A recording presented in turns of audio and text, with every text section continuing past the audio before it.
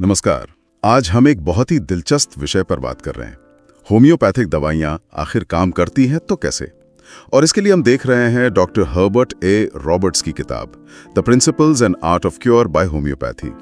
खासतौर पर उसका 7वां अध्याय, हमारी औषधियां वे प्रभावशाली क्यों हैं, समझने की कोशिश करेंगे कि रॉबर्ट्स कैसे विज्ञान, ब्रह्मांडीय नियम और यहाँ तक कि भौतिकी का इस्तेमाल करके होम्योपैथी को समझाते हैं। मतलब हम सिर्फ ये नहीं जानना चाहते कि वो क्या कहते हैं, बल्कि वो ऐसा क्यों सोचते हैं, ये पकड़ने की कोशिश है। हाँ बिल्कुल। रॉबर्ट्स के लिए होम्योपैथी सिर्फ आप कह सकते हैं इलाज का एक तरीका भर नहीं है। वो इसे एक तरह का विज्ञान मानते हैं। जैसे प्रकृति के नियम होते हैं या गणित के सिद्धांत, वैसे ही जो हर जगह लागू होते हैं। अच्छा। तो उनका मानना था कि ये चिकित्सा पर भी वैसे ही लागू होते हैं। रॉबर्ट्स ये भी बताते हैं कि दवाइयाँ कहाँ से आती हैं। मुख्य तौर पर 3 स्रोत हैं, है ना? खनिज, पौधे और पशु जगत। हाँ, मिनरल, वेजिटेबल और एनिमल किंगडम। फिर इन चीजों को शक्तिकृत किया जाता है, पोटेंटाइज्ड। ये शक्तिकरण, ये है क्या चीज असल में, और इसका वो जीवनी शक्ति, वाइटल फोर्स, उससे क्या कनेक्शन है? देखिए, शक्तिकरण जैसा रॉबर्ट्स समझाते हैं वो एक प्रोसेस है जिसमें पदार्थ को बार बार घोला जाता है, डाइल्यूट करते हैं और एक खास तरीके से हिलाते हैं, जिसे सकशन कहते हैं।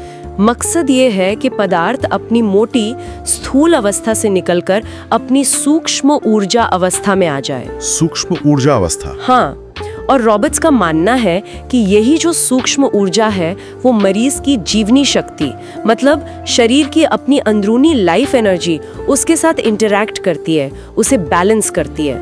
और यहाँ पर बात और दिलचस्प हो जाती है जब वो सर जगदीश चंद्र बोस के रिसर्च का जिक्र करते हैं। अरे हाँ, बोस का काम तो धातुओं पर था, जिन्हें हम आमतौर पर निर्जीव मानते हैं। रॉबर्ट्स इसे होम्योपैथी से कैसे जोड़ते हैं? बिल्कुल सही पॉइंट।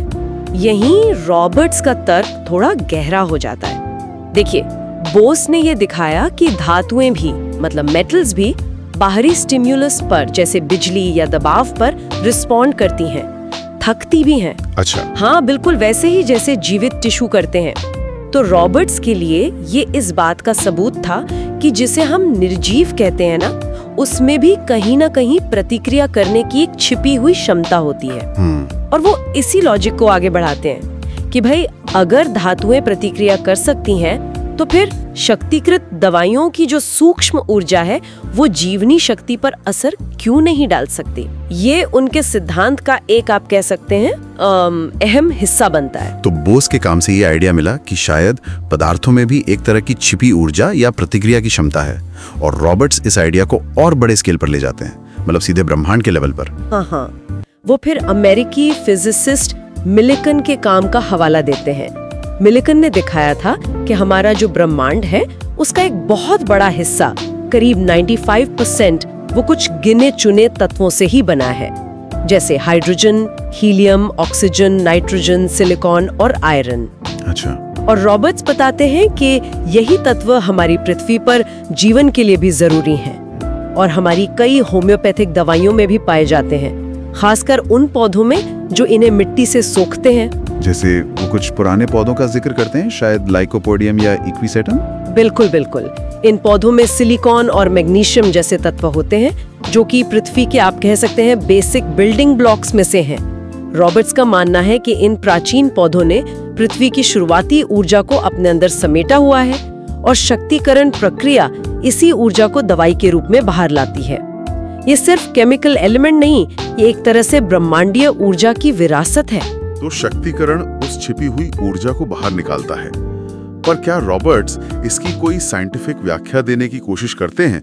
ये ऊर्जा काम कैसे करती है, इस पर कुछ कहते हैं? वो एक बहुत ही इंटरेस्टिंग तुलना करते हैं रेडियोधर्मिता से। Radio activity? हाँ, जैसे यूरेनियम है, वो धीरे धीरे ऊर्जा छोड़ते हुए रेडियम में बदलता है और फिर आखिर में स्थिर सी से लेड में।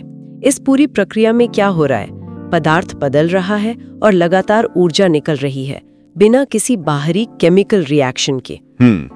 रॉबर्ट्स के हिसाब से ये प्रक्रिया आइंस्टाइन के उस मशहूर समीकरण E=mc² का एक जीता जागता सबूत है कि पदार्थ और ऊर्जा असल में एक ही चीज के 2 रूप हैं और एक दूसरे में बदल सकते हैं। वाह, मतलब आइंस्टाइन के E=mc² को होम्योपैथी से जोड़ना, ये तो वाकई एक, कह सकते हैं, बड़ा कनेक्शन है जो रॉबर्ट्स बना रहे हैं।